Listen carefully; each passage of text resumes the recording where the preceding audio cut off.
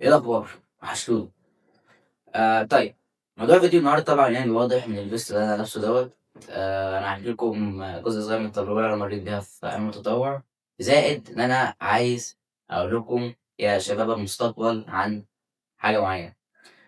التليفون اللي انا ماسكه في ايدي دوت زي ما له ايجابيات زي ما له سلبيات، وانا عارف ان انتوا سمعتوا الكلام ده كتير، لكن حرفيا لازما تنزل من البيت وفكك من البابل اللي انت عايش مع موبايلك ده.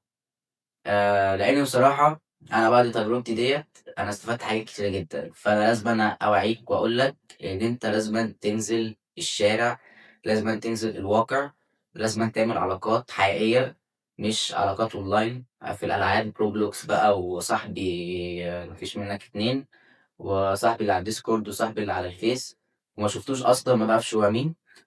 فُكك من الناس دي. تمام، لأن الناس دي مش هتكمّل معاك. الناس الحقيقية اللي هتكمّل معاك لمّا تكبر وتشتغل وتبقى في جامعة، الناس اللي أنت عامل معاهم علاقات حقيقية. اعمل علاقات في الشارع يا سيدي، اعمل علاقات في المدرسة، اعمل علاقات في الجامعة، اعمل علاقات في الشغل. حرفيًا الناس دي اللي بتكمّل معاك.